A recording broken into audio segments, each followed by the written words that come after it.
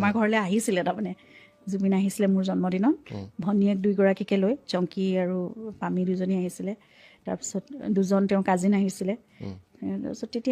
তেতিয়া মানে মোক সুধিছে কেলৈ আহিছে ঠিক আছে বাৰু আলহী আহিছে বেলেগ কথা চিনাকি কিন্তু গোটেই পৰিয়ালটোলৈ কেলৈ আহিছে তাৰপিছত তাৰ কেইদিনমানৰ পিছতে আকৌ জুবিনক কুকুৰ খুব ভাল পায় নহয় তেতিয়া পেপচি বুলি লেব্ৰাডৰ এজনী আছিলে পেপচিৰ কথা খুব কৈ থাকে মোক সেইকাৰণে পেপচিকো মোক চিনাকি কৰি দিবলৈ আনিছিলে তাৰমানে ঘৰলৈ তাৰ মাহঁতে তেতিয়া সন্দেহ কৰিলে কেলৈ বাৰে বাৰে আহি আছে বন্ধত মই ঘৰলৈ আহোঁতে 2-3বাৰকৈ কেলৈ আহিছে কুকুৰে চুকুৰে চবকে লৈ আহি চিনাকি কৰাই আছে কেলৈ মই তেতিয়া আৰু মই বিশেষ একো নক'লোঁ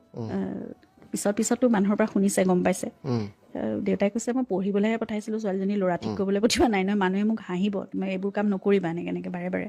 মোক বুজায় আৰু খুব বুজায় মই ভাবিলোঁ আৰু যে পঢ়া শুনাটো মই ভালকৈ আপত্তি নাথাকিব সেইকাৰণে সময় লৈ মানে আমাৰতো কৰ্টশ্বিপ বুলি যিটো কয় আৰু সেই সময়খিনি বিয়াৰ